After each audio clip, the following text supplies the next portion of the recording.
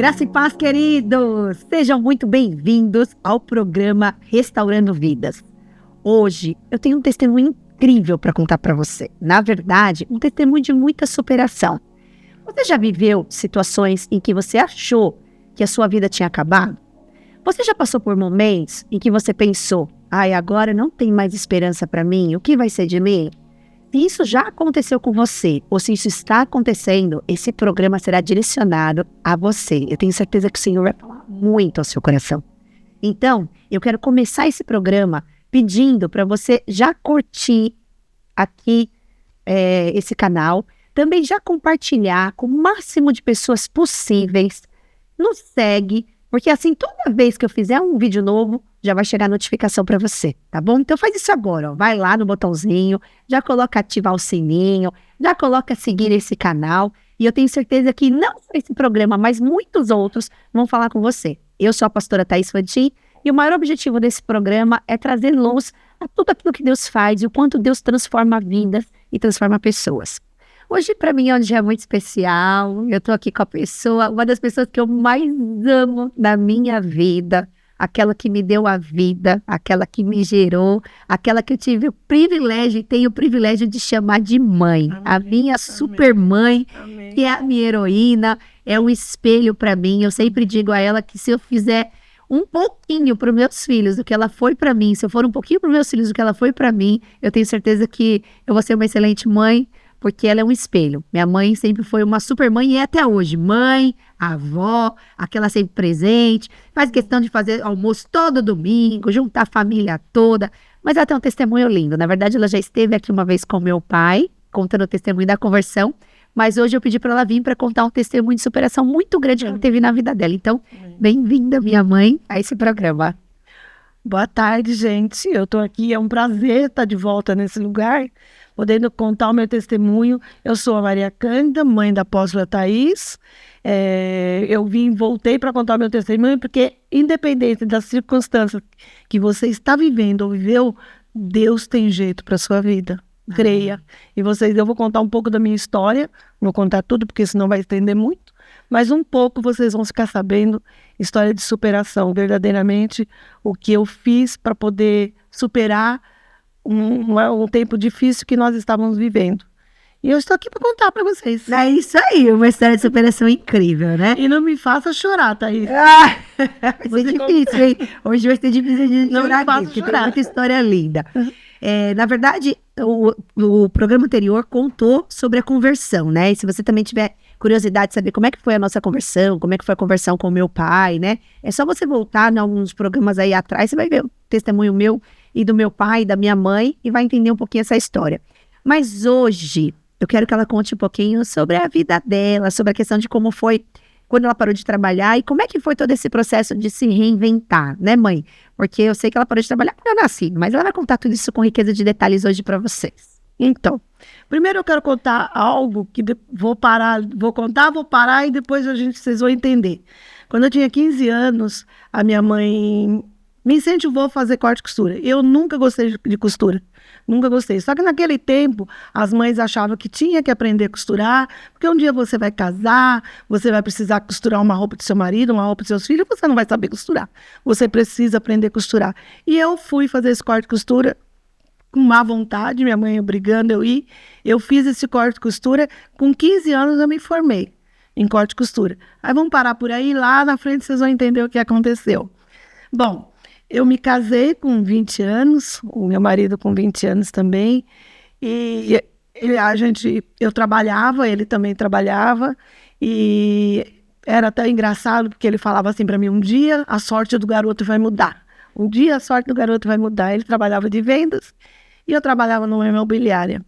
E aí aconteceu que, passado uns tempos, ele foi trabalhar como vendas de equipamentos para posto de gasolina, e ele começou a crescer.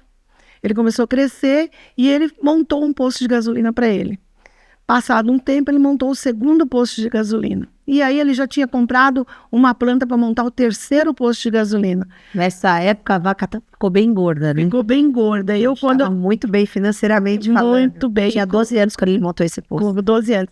Com 23 anos, 22 para 23 anos, eu parei de trabalhar. Porque quando eu resolvi querer ter filho, ter você, ele falou, não, então você não vai trabalhar.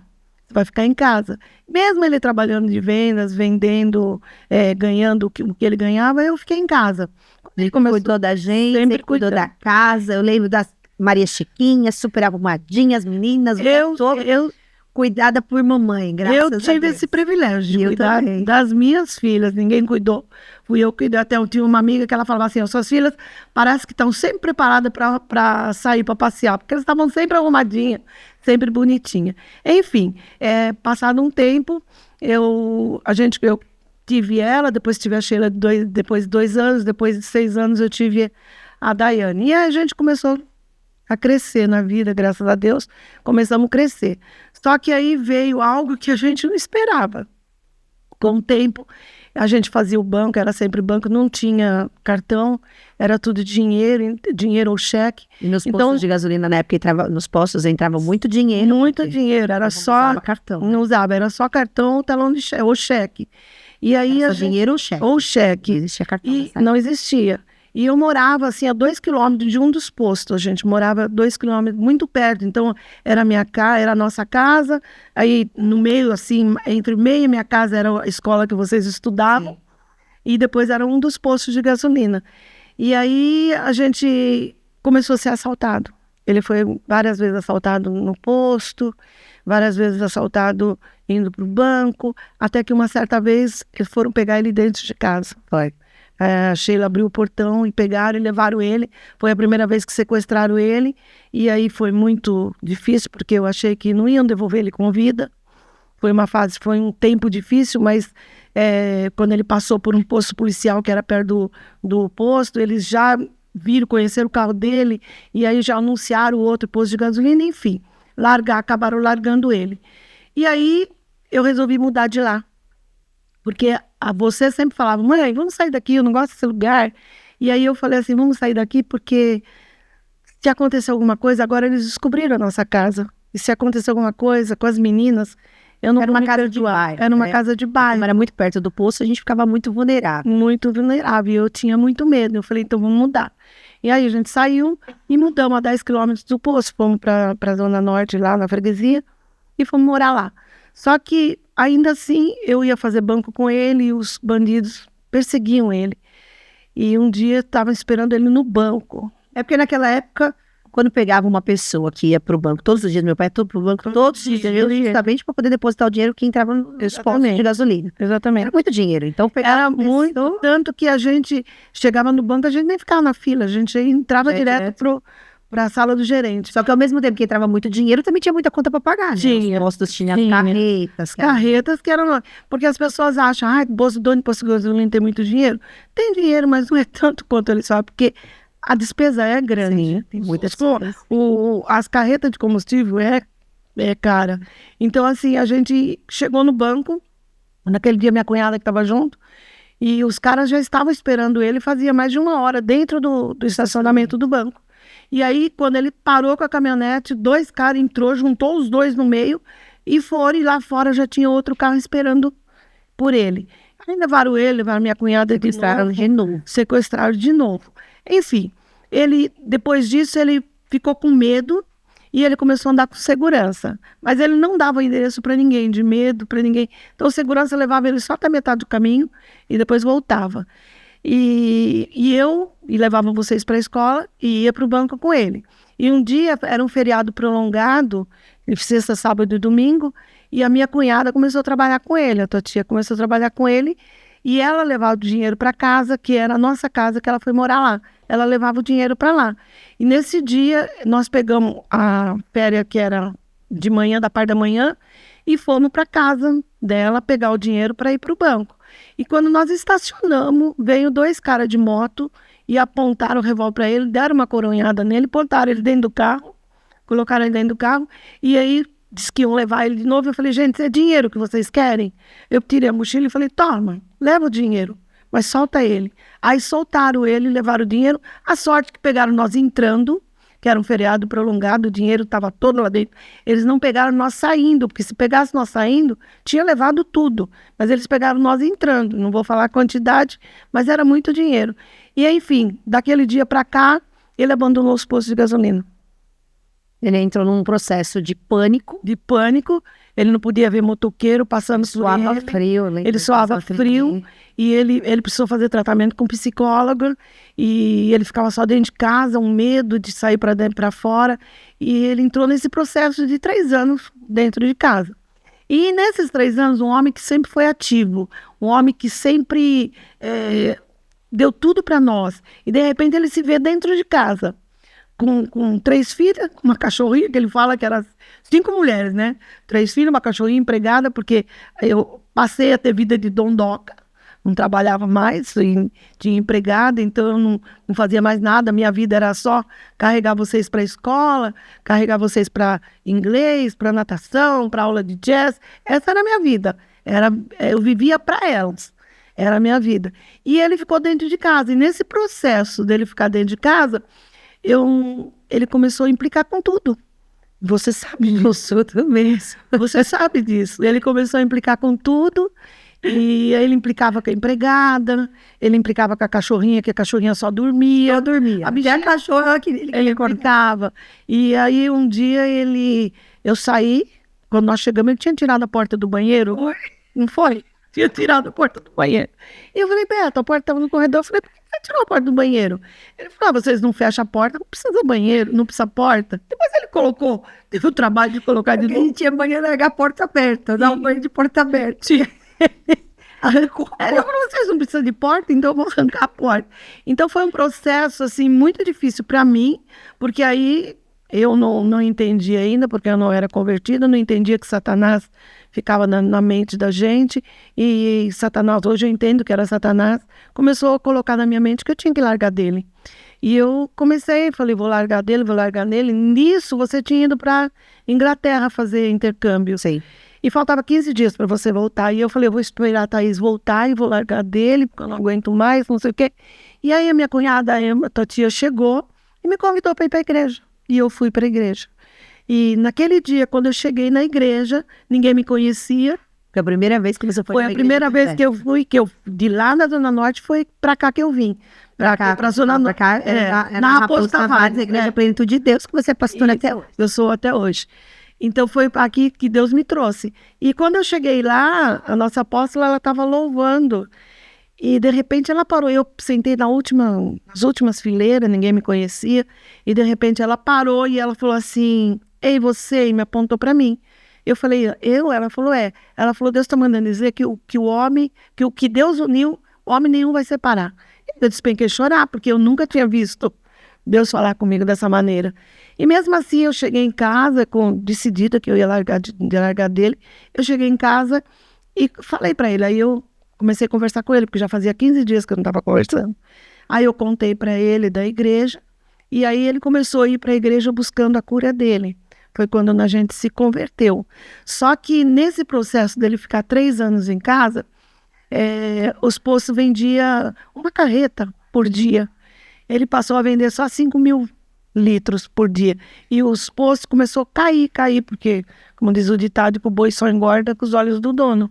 Então, nesse processo, foi um processo difícil, porque começou a cair, e isso acarretava nele lá em casa também, porque ele via que estava caindo, porque ele fazia os pedidos tudo por telefone, mandavam as galonagens de quanto tinha vendido, e isso também deixava ele nervoso, e por isso ele começava também a perturbar nós com essa situação. E eu não sabia entender aquele momento. Hoje eu tenho Casados para Sempre, que a gente é líder de Casados para Sempre. Hoje eu entendo o momento, que a gente precisa entender o momento do outro. Só que naquele tempo eu não entendia. E eu achava que eu tinha que largar dele e acabou. Então isso ia acarretando muita briga, muita discussão entre a gente. Até que os postos começaram a cair, as galonagens, cair. E ele falou, vou vender os postos, e vendeu os postos. Nós não falimos, porque ele vendeu, mas já assim... Mas não, espera aí, você só pulou uma partezinha. Deixa eu me meter no testemunho. Me fala. Só esqueci de contar que nesse processo, que você falou que ele foi para buscar a cura. Isso. Na verdade, quando ele começou aí, o que ele tinha era diabetes. Não, então Quando ele começou a ir na igreja. na verdade, ele foi para buscar a cura da diabetes Sim. dele. Só que depois apareceu o adenoma de hipófise. Isso, quando a gente começou a ir pra igreja, aí foi quando veio o adenoma de hipófise, né, teve toda a cura relacionada a esse tumor que ele teve. Foi uma situação bem grave na cabeça. Isso. E tá no outro podcast, você pode assistir. Então, foi por isso com que eu nem, riqueza de foi por isso detalhes. que eu nem comentei aqui agora, porque a gente já comentou no outro. Então, assim, ele teve esse adenoma de hipófise, que a princípio ele teve um tumor na cabeça, que a princípio era maligno, e daí se transformou em benigno. E depois, em menos de 2 anos, ele teve um infarto, que teve que fazer uma cirurgia.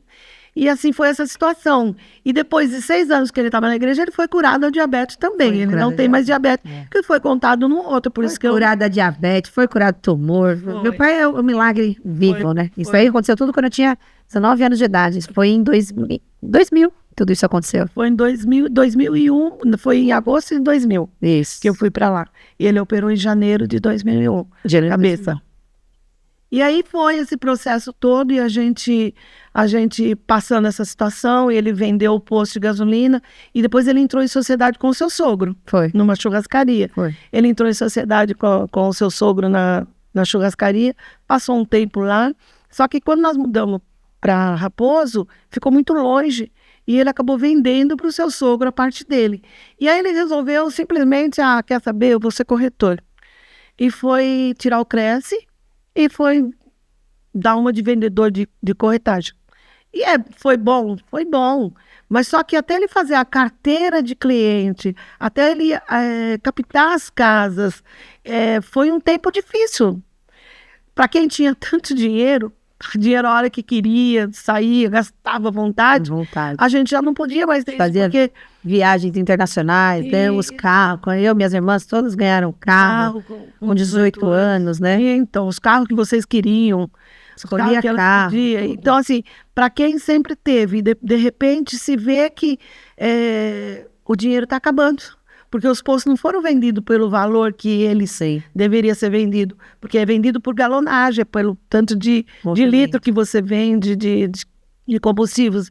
E aí ele já estava com a galonagem muito baixa, então foi vendido por muito baixo. E depois ele foi para a churrascaria, vendeu a churrascaria, e aí colocou o dinheiro no banco. Só que até esse processo de arrumar cliente, de captar casa para vender, o dinheiro vai indo. Sim. E o dinheiro foi indo. E uma noite eu acordei, acho que eram umas 4 horas da manhã, e hoje eu entendo que foi Satanás. Naquele tempo eu não entendia. Mas hoje eu entendo que foi Satanás e ele falou ao meu ouvido, o dinheiro vai acabar. E quando ele falou, o dinheiro vai acabar, eu caí em depressão e em pânico. E eu já sabia o que era depressão, porque eu tive uma depressão pós-parto, quando eu tive a Daiane. Então a mesma agonia, a mesma angústia que eu senti na época da Daiane, eu senti naquela hora. E eu levantei. Quando eu levantei, eu pus a mão nele e falei, Beto, levanta que eu preciso de ajuda. E eu fui para a sala. E lá na nossa sala tem um degrau para descer para outra sala. E quando eu cheguei na sala de cima, que eu desci para a sala de baixo, Deus falou para mim assim, o dinheiro vai acabar. Porque você precisa depender de mim, não depender do seu dinheiro. Uau. E quando ele falou assim, eu fiquei pior. Porque eu entendi que o dinheiro ia acabar. E eu falei, meu Deus, o dinheiro vai acabar. Ele falava que eu tinha que depender dele, que eu não tinha que depender de dinheiro, porque quem provia era ele, porque não sei o quê. E aí o dinheiro vai acabar e eu caí numa depressão profunda. Eu precisei fazer tratamento com um psiquiatra. Foi um tempo muito difícil, porque depressão, eu não tenho inimigo, mas se eu tivesse, eu não desejaria nem para ele. Porque é muito duro, é muito difícil. Eu entendo até o processo hoje, porque que Deus deixou passar, porque hoje muita gente que tem depressão vem conversar comigo. Sim. E eu consigo entender hoje o processo de uma depressão, porque até então eu achava que era frescura. E foi assim, eu passei esse processo todo depressivo e o dinheiro acabou. De verdade, o dinheiro acabou. Mas nunca me faltou nada. Graças a Deus, nunca fiquei devendo uma conta, nunca me faltou. Deus supriu todas as coisas. Amém. Deus supriu todas as coisas. Então, para você que está vivendo uma situação, não esmoreça, Busque em Deus, porque Deus vai suprir a sua situação. Deus vai suprir as suas necessidades. Eu vivo isso todos os dias. E eu posso falar com uma verdade, porque eu vivi isso. Foi um tempo muito difícil, foi um tempo que eu achava que ali tinha acabado tudo. Eu falei, acabou tudo, como é que nós vamos sobreviver agora? Como é que vai pagar as contas? Eu moro em condomínio fechado, eu tenho convênio para pagar, eu tenho a condomínio, que não é barato, né? O convênio não é barato, ainda mais de idoso. E eu pensava, acabou, o que nós vamos fazer? E aí eu pensei, quer saber? Vou fazer o que Deus quer que eu faça. E vou fazer o que eu sei fazer. E aí eu regacei minhas mangas. E fui fazer o que eu sabia fazer, que era um propósito de Deus, o corte e costura com 15 anos. Quando eu fiz 15 anos, que eu me formei em corte e costura, já era um plano de Deus, sim. Era um propósito de Deus. E hoje eu entendo que todas as coisas é plano de Deus. E muitas vezes a gente reclama, a gente só sabe murmurar, mas a gente não consegue entender o plano de Deus para as nossas vidas.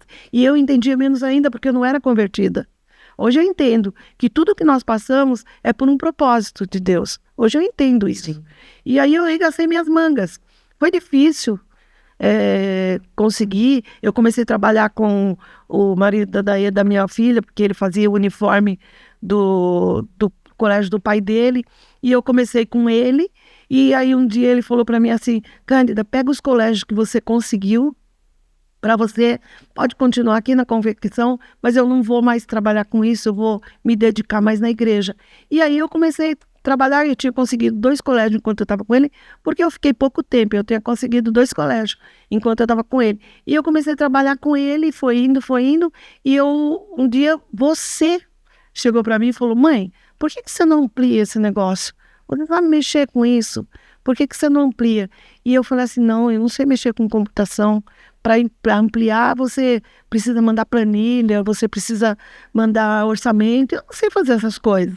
Aí eu chamei uma pessoa que ela sabe fazer, que estava desempregada, que é uma pastora também da igreja, e a gente abriu a confecção.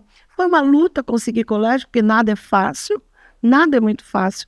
Tudo foi muito difícil, mas hoje, graças a Deus, a gente tem essa confecção há 13 anos, a gente tem 6 oficinas que trabalham para a gente, porque eu não costuro, eu corto, eu mexo com as modelagens, que foi o que eu aprendi lá na frente, lá atrás, e hoje eu consigo fazer o que necessita. Quando a gente pega os colégios dão o uniforme para a gente fazer modelagem, para a gente fazer. Então, o que é mais fácil, que eu lembro, eu faço, quando não é, eu acabo pagando com o estilista. Mas aí eu fui, regacei minhas mangas, e hoje aí, faz 13 anos que a gente está aí, de manga arregaçada. Hoje, graças a Deus, eu supro todas as necessidades da minha casa. Eu tenho 68 anos, vou fazer 79 anos agora, 49 de casado. E assim, graças a Deus, que Deus me deu estratégia, que Deus me deu algo para fazer, que eu realmente atendi, regacei minhas mangas, fui para cima, não me arrependo. Olha só. Ela vai fazer 69 anos. Gente, vocês não têm noção do que é a minha mãe. Ó, se você passar um dia com ela, eu duvido que não arreia. Eu não aguento. Às vezes eu vou com ela pro Brás, porque a vida dela é dinâmica. Ela trabalha e trabalha muito. Ela vai pro Brás, ela busca tecido, ela volta, vai pra confecção, bota o tecido lá, corta, passa o dia às vezes cortando em pé. Impressionante. Depois chega em casa, toma banho, vai pra igreja, vai dormir tarde da noite. Falo, mãe, como é que você aguenta? Eu fico falando pra ela, mãe, pelo amor de Deus, para um pouco. Você não tem mais 20 anos. Aí sabe o que ela fala pra mim? Vou parar pra quê? Pra ter Alzheimer dentro de casa? Tô fora. Eu quero mais é viver. Por que é tão maravilhoso hoje o seu testemunho? Pra quem tá ouvindo. Pra entender que às vezes as dificuldades chegam, batem na porta. Tem momentos que às vezes as pessoas pensam, e agora? Acabou. Eu não tenho mais o que fazer. Assim como você viveu, você passou por um processo de dor muito grande, passou por uma angústia muito grande, um momento que você disse, acabou. Quantos anos você tinha, mãe, quando isso aconteceu? Quando aconteceu, eu tinha 43 anos. 40. Não, 43 foi a conversão. Quando você... Quando eu Montou a confecção. montei a confecção, eu tinha 55 anos. 55 anos. 55 anos. 55 anos foi quando ela decidiu montar a confecção. Percebe? Minha mãe tinha parado de trabalhar com 21. Quer dizer, estava fora do mercado de trabalho, não teve muito estudo, estudou até que série? Só até sexta série. Eu nem me formei na 8ª série. Então, que é naquela época. Parou de estudar muito jovem, né? Não teve muito estudo. Esse tempo todo que ficou em casa também não fez nenhum curso, nada voltado para essa área de mercado de trabalho. E estava totalmente assim, mãe, esposa. Só que a situação apertou, a dificuldade bateu na porta e ela tinha 2 caminhos. Ou continuar chorando dentro de casa e sofrendo em depressão, ou se reinventar. E graças a Deus. Graças a Deus. E assim, você optou se reinventar. Quando eu conto meu testemunho, e meu testemunho é muito grande, se eu for contar toda a história da época do meu marido, e assim, que vai, é que eu já contei no outro. Isso é muito longo. Mas eu falo assim, às vezes a gente acha que não vai dar certo, que nós não vamos conseguir, mas com Deus tudo a gente consegue. Hoje eu aprendi que eu tenho um Deus que tudo pode e que tudo faz, desde que a gente cumpre os princípios dele, desde que realmente a gente entrega o nosso coração. Então, independente da situação que a gente vive, eu vivo hoje por fé. Eu precisei passar por uma depressão para viver por fé, porque eu acreditava no dinheiro. Hoje eu não acredito em coisas, eu acredito em Deus. Amém. Mas eu precisei passar por uma depressão para aprender a depender dele, é só dele. Então, por mais difícil que a situação fique, eu não vou dizer que hoje eu não passo situação difícil, passo. Eu passo situação difícil, mas Deus sempre supre. Sempre supre. É difícil, mas Deus supre. Eu não devo nada para ninguém, graças a Deus. Deus sempre supre a minha situação. Então, independente da situação que você está vivendo, não deixa a incredulidade entrar no seu coração. Porque o Satanás, ele mina a mente da gente. E se a gente deixar, a incredulidade entra, né? Como Pedro saiu do barco, porque ele falou, Jesus, se és tu, me manda que eu vá até tu e eu vou. E Jesus fala, então vem. E ele saiu do barco e andou. Só que no momento que ele olhou para a tempestade, a incredulidade entrou. E quando a incredulidade entrou, ele começou a afundar. Então, se nós deixarmos a incredulidade entrar dentro do nosso coração, nós vamos afundar. Sim. Mas eu nunca deixei essa incredulidade entrar dentro do meu coração. Eu sempre criei e regacei minhas mangas e fui para frente. Era o que eu sabia fazer, eu vou fazer o que eu sei. E hoje, graças a Deus, eu estou muito bem. Nossa confecção está indo assim muito bem. Graças a Deus, porque é só Ele. É a mão dele. É a mão dele. A mão de Deus é poderosa para transformar toda e qualquer circunstância. Todas as circunstâncias. Então, ainda que a Satanás venha só para algo, porque sempre você pensa algo que você pode cair na sua fé, mas eu não deixo. Fala, Deus é meu pastor. E de nada eu vou ter falta. Amém. De nada eu vou ter falta. Pode faltar, mas eu não vou sentir. Amém. Porque Deus, ele é meu pastor, não é isso que fala na Bíblia? Então, assim, eu não me deixo cair mais. Eu não me deixo mais cair. A minha mãe é a história de um milagre vivo, né? Mas é interessante em tudo isso, porque assim, a dor é legítima.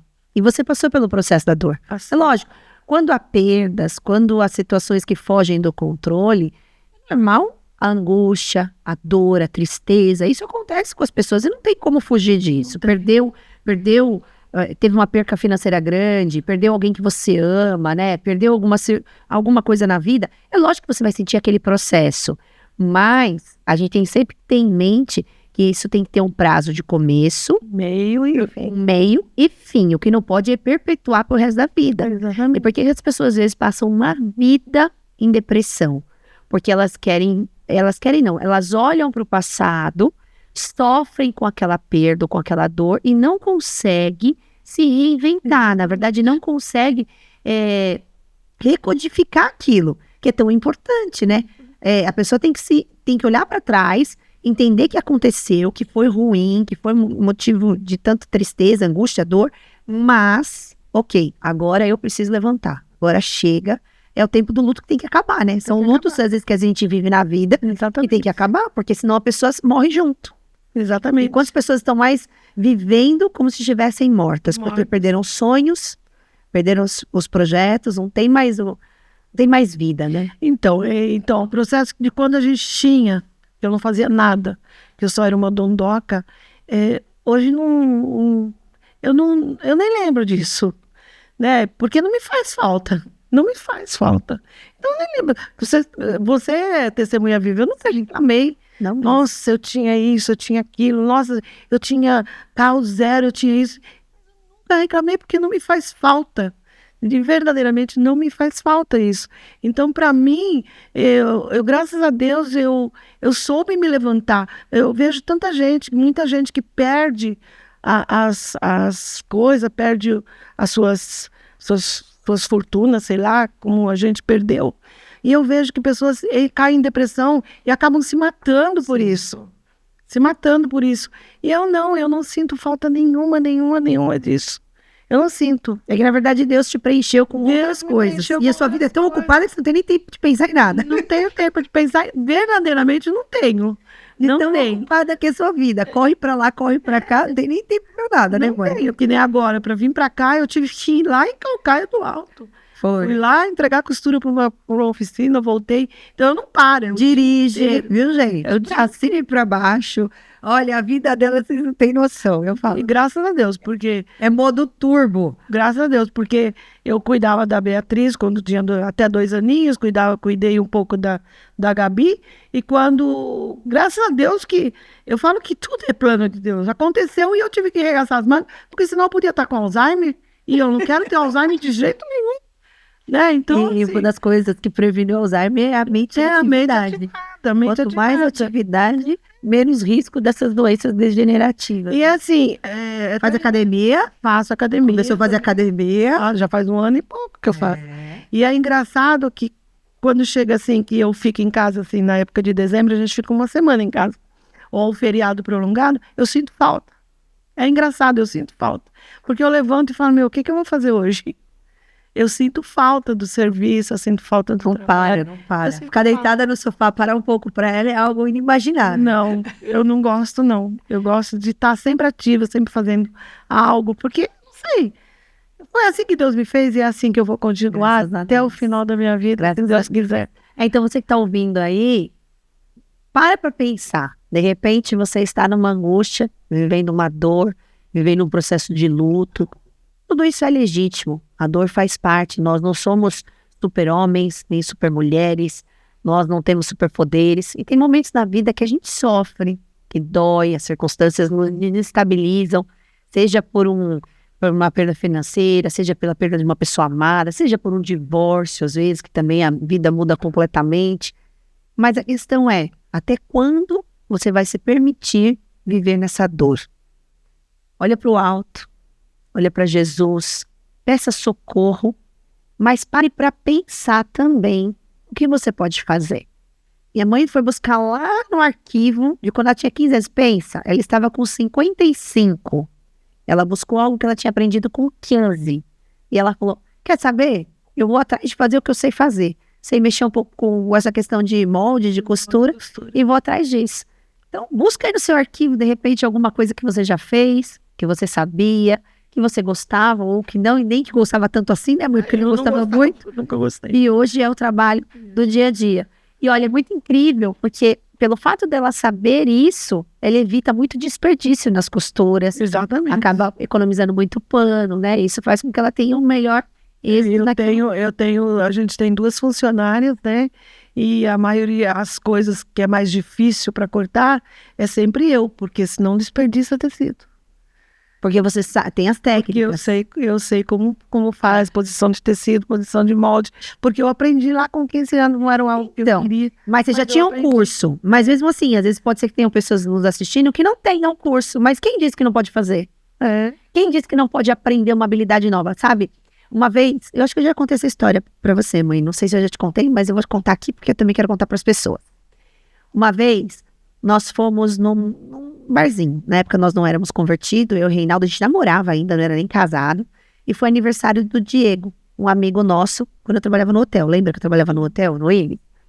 E aí foi o aniversário dele. Nós fomos para esse barzinho. Quando chegou lá, o avô dele estava lá. E o avô dele tinha 74 anos de idade. E estava lá aquele senhorzinho meio deslocado, aquele monte de jovens com 19, 20 anos lá. E aí foi todo mundo lá para a pista de dança dançar. O Reinaldo ficou com dó do velhinho, pulou no velhinho e ficou fazendo sala pro velhinho, porque não deixar ele sozinho. E eu lembro que aquele senhor um dia contou pro Reinaldo o seguinte, naquele dia contou pro Reinaldo o seguinte: filho, eu vou te ensinar uma coisa.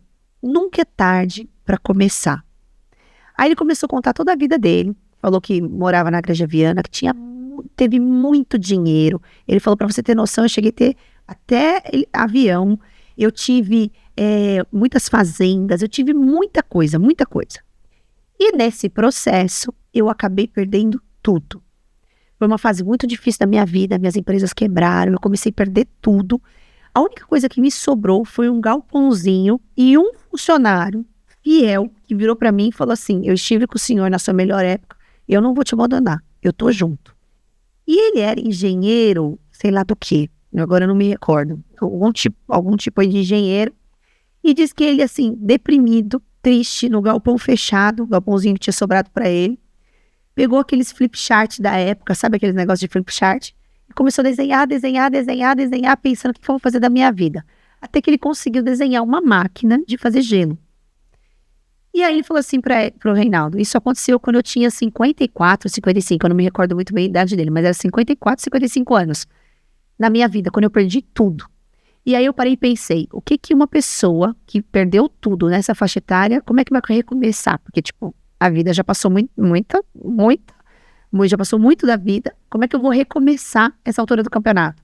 Foi quando eu tive a ideia de desenhar uma máquina de gelo. Desenhei essa máquina de gelo e hoje eu tô aqui para te contar que a minha máquina de gelo estão em todos os hotéis, em todos os navios comerciais e faz muito sucesso. Aí ele falou assim, filho, pro Reinaldo, eu não consegui ganhar tudo que eu tinha, mas eu posso dizer que hoje já tenho minha fazenda, tenho minha casa, tenho carro, ou seja, a minha vida voltou a ser muito confortável. Deus.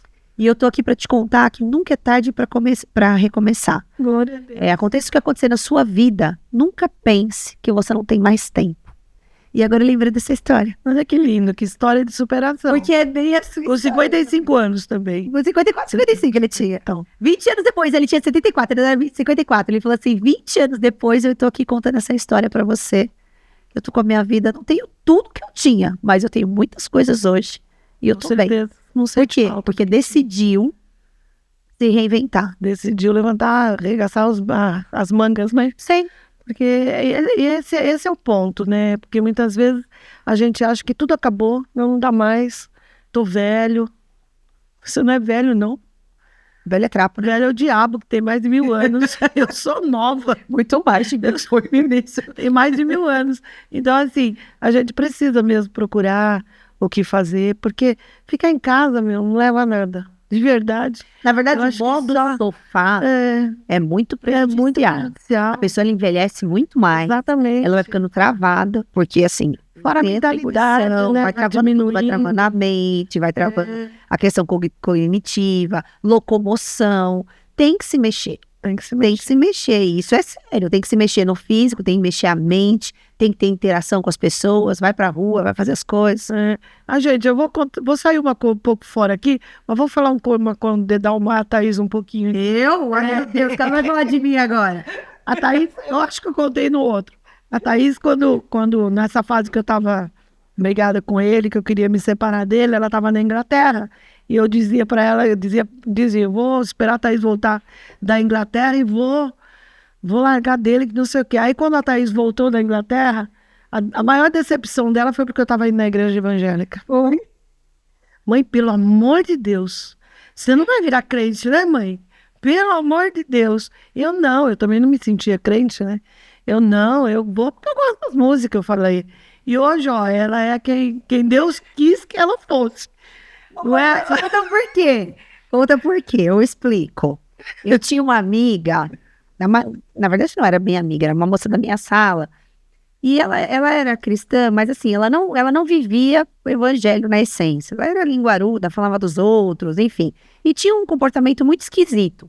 E eu olhava para aquilo e falava, gente, eu nunca quero ser assim. Ainda mais que ela, assim, se vestia daquela forma, né?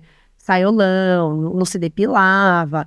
Eu olhava para aquilo e falava, gente, eu não quero ser desse jeito na minha vida, eu tô fora disso. Então eu tinha uma aversão, porque eu pensava assim, não, essas pessoas, elas são muito fechadas, muito sem culturas, a vida delas deve ser ficar rezando o dia inteiro, era o que eu pensava na época, né?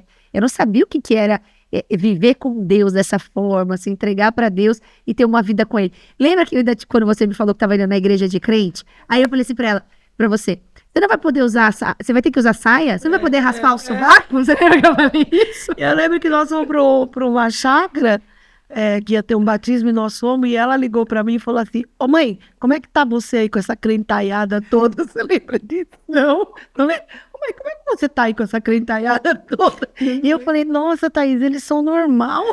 Porque... Não, lembra você falando pra mim, eles são legais. Eles são legais, eles batem mal, eles são felizes. E olha, eles usam calça, viu?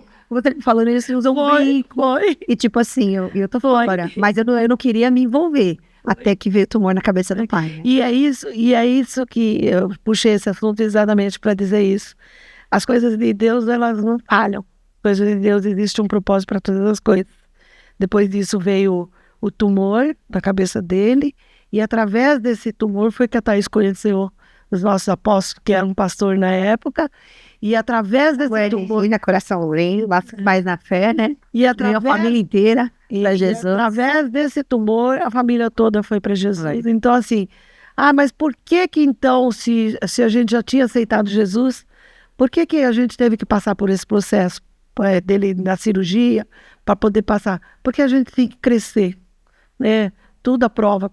Quando você está passando pela prova, você cresce espiritualmente. E a gente precisa crescer. Talvez se não tivesse passado por isso, hoje nós não estaríamos dentro da igreja. Verdade. Então a gente tinha que passar por isso para hoje nós sermos quem nós somos, quem realmente nós somos. Tudo isso fez firmar as nossas raízes. Tudo isso firmou as nossas raízes, família inteira, neto todo criado dentro da igreja.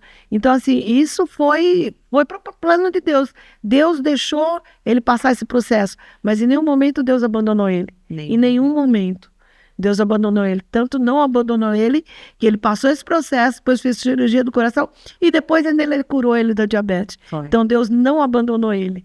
Mas talvez se não tivesse passado por tudo isso, nós não seríamos quem nós somos hoje. Verdade. Eu não teria essa fé que eu tenho hoje, crendo que Deus pode todas as coisas. Talvez não teria arregaçado minhas mangas. Acabou o dinheiro, mas ele fez eu lembrar de quando eu tinha 15 anos. Ei, acorda, vai fazer o que eu planejei para você. E fui fazer o que ele planejou para mim, porque era um plano dele. Não, eu fico até pensando, né, mãe? Talvez, se nada disso tivesse acontecido, você teria se acomodado muito em casa. Exatamente. E talvez hoje você estaria muito mais debilitada, muito mais senhora, né? Assim, talvez com outras debilidades, com outros problemas de saúde, talvez até muito mais esquecida. Tantas coisas poderiam estar acontecendo se você tivesse ficado naquela rota. Exatamente. Porque as filhas cresceram, casaram, os netos estão tudo grande. O que você estaria fazendo hoje se não tivesse toda essa pilha que você vive? Minha vida ia ser muito monótona, uma vida que, eu não quero nem pensar, porque eu não me vejo assim, A minha mãe é o inverso, viu, gente? Eu não me vejo. A minha mãe fica, mãe, para um pouco, mãe, para um pouquinho, pelo amor de Deus, tá muito ligada no 120, mas não para. Graças a Deus, Deus me deu esse vigor, e eu louvo a Deus. E assim, o que é mais interessante, nós passamos por todo esse processo, vivemos tudo isso, meu marido passou por todas essas cirurgias, mas ele nunca reclamou. Você nunca ouviu teu pai reclamando. Verdade. Né, nossa, nunca. E nem eu, nunca reclamei do que a gente tinha, do que a gente tem hoje, porque não sinto falta de nada, graças a Deus. Então isso é muito gratificante, você olhar para Deus e saber que Deus cuidou de todas as coisas. Cuidou com detalhe, supriu todas as necessidades, e supre até hoje as necessidades, porque não me falta nada. Eu viajo para onde eu quero, não me falta nada. Então, assim, é muito gratificante eu saber, e por isso eu louvo a Deus, agradeço a Deus, e eu agradeço a Deus verdadeiramente por ter me tirado do mundo e me levado para Ele. Porque se eu vivo isso hoje, se eu tenho a minha convicção hoje, é porque eu depositei minha fé nos planos deles, no propósito dele. E hoje minha mãe é pastora, né, da Igreja Plenitude, que é a igreja que ela se converteu, com o apóstolo Samuel e a apóstola Regina, que são os pastores presidentes, o apóstolo presidente. Minha mãe ajuda lá na igreja, né, o exército pastoreio. Ela cuida do curso Casados para Sempre. Ela é líder de célula, vida super ativa no reino, uma pastora muito amada pela igreja também. Amo fazer as coisas de Deus, eu amo. E além de tudo, ainda é uma super mãe e super vó, viu? Porque se não bastasse toda a pilha durante a semana, sábado ela nunca tá em casa. Você tenta chamar sábado, ela tá sempre fazendo alguma coisa. Mas onde é que você tá? Não, porque eu tô na igreja, porque eu tô no céu, porque eu fui no céu. Esse sábado, por exemplo, ela tava no Brás, fazendo sei lá o quê. Fui buscar moletom. Pronto, no sábado também trabalhando.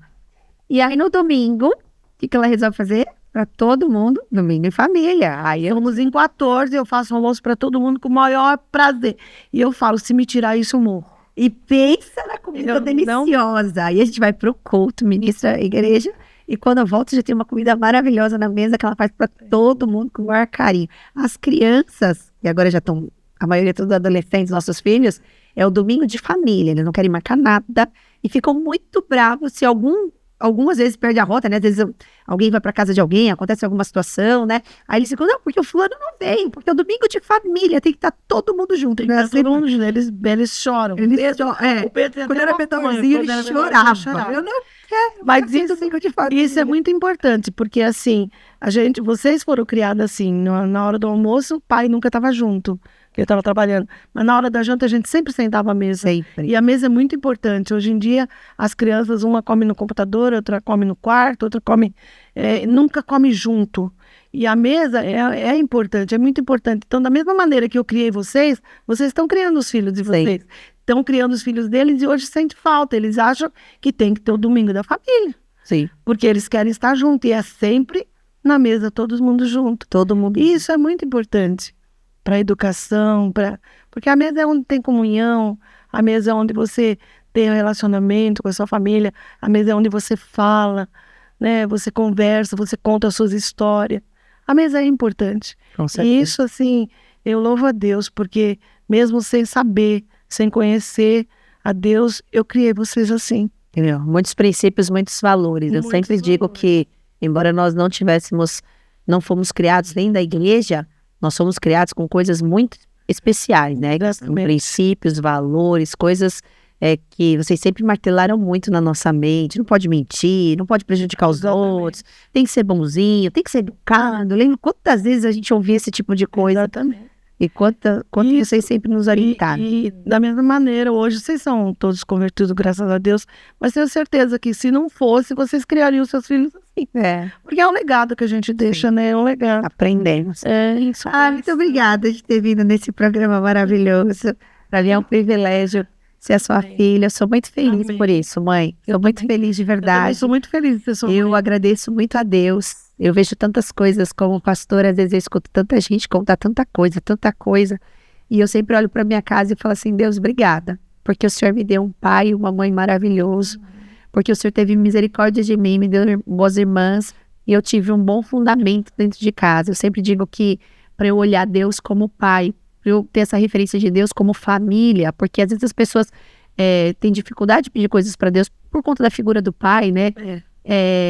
Para mim é muito fácil, porque eu tive bons exemplos dentro da minha casa.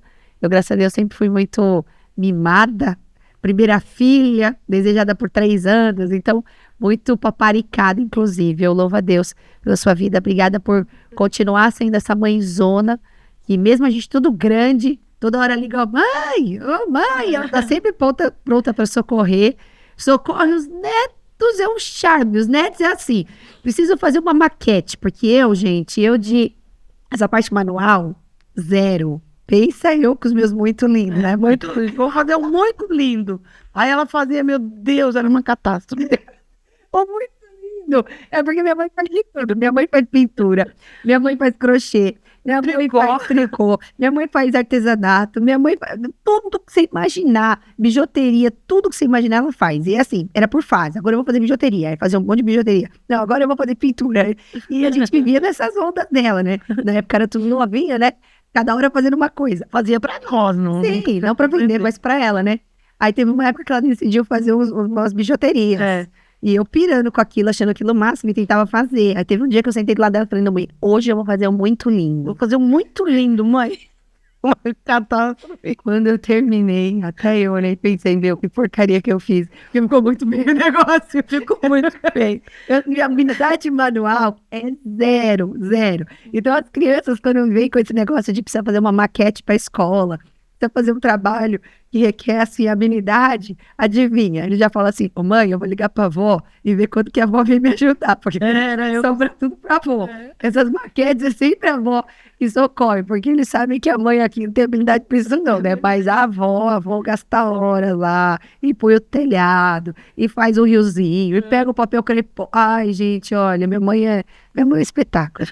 Eu louvo a Deus por você. Eu louvo a Deus pelas filhas. Obrigada que Deus por me existir. deu, por você, pela vida da Sheila, da Daiane. Eu não tenho que falar delas. Não tenho que falar dos meus genros, amo todos. Eu amo você, Reinaldo. Você também, Rosélio, Dudu. Pronto. Senão eles ficam no ciúme. Senão tem ciúmes do outro. Ah, nossa. Amo todos eles, vocês, Deus. Eu louvo a Deus, porque Deus... Amém. Deus me deu os filhos especiais também. Glória a Deus. Não foi qualquer filha, foram os filhos especiais. Glória a Deus. E para mim foi muito fácil criar vocês. Vocês sempre foram especial. Amém. Obrigada, mãe. Amém. Mãe, deixa um recado aí para quem está assistindo, para não desistir. O recado que eu dou para vocês é que, independente das situações que vocês estão vivendo, não desista. Não deixe a incredulidade entrar no coração de vocês. Vai, regaça as mangas e vai à luta, porque Deus é com vocês. Vocês precisam crer em Deus. É Deus que pode todas as coisas. Não somos nós. Se nós acharmos que só é pelas nossas próprias mãos que nós vamos conseguir, você não vai conseguir. Mas crê em Deus, confia nele, acredite nele e vai à luta, porque você vai conseguir. Eu consegui, você vai conseguir. Amém! Uau! Que história de superação, que história incrível de alguém que teria tudo para parar e não parou.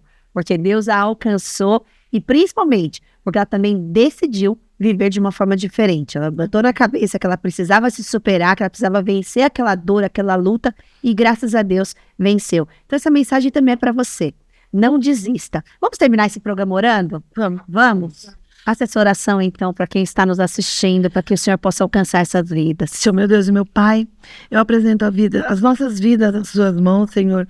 Nós apresentamos a vida de cada um que está assistindo e que vai assistir essa live, Pai. Pai, em nome de Jesus, eu peço que o Senhor manifeste o teu poder sobre a vida deles, Pai. Que o Senhor traga, Senhor, vigor, Senhor. Que o Senhor traga, Senhor, a vontade de fazer, Senhor, a vontade de arregaçar as mangas, Senhor. A vontade de não desistir, Senhor. Meu Deus, que toda incredulidade cai por terra em nome de Jesus, porque vocês são vencedores, Senhor, em nome de Jesus, Pai. Toma nas tuas mãos, Senhor, essas vidas, Senhor, que essas vidas que estão desanimadas, pensando que não tem mais jeito, Senhor. Pega, Senhor, toma nas tuas mãos, Senhor, manifesta o seu poder, a tua graça, traz sabedoria sobre eles, Senhor. Faz, Senhor, para que eles vejam que tu és Deus, Senhor. Assim como o Senhor foi na minha vida, Pai, que o Senhor seja na vida de cada um, Pai, que pensa em desistir, Pai, que jamais eles desistam, Pai, que eles são fortes, que eles acreditam que são fortes, Senhor, em Ti, Senhor. Em nome de Jesus, nós já Te louvamos, Te agradecemos, porque eu sei que eu sigo um Deus que tudo pode, e se eu sigo esse Deus, Senhor, essas pessoas que estão assistindo também crê, Pai, que elas possam crer que o Senhor pode todas as coisas, Senhor. Em nome de Jesus, nós já Te louvamos e eu entrego a cada um nas Tuas mãos, para a glória do Senhor. Amém. Amém. Glória a Deus. Uau. Que essa unção poderosa tenha te alcançado, que você se receba esse mover do Senhor aí na sua casa, no seu trabalho. Eu não sei onde você está agora, mas que você receba essa injeção de ânimo. E acredite, Deus pode mudar todas as coisas. Amém. Um beijo no seu coração, fica na paz e até o próximo programa. Beijo para vocês.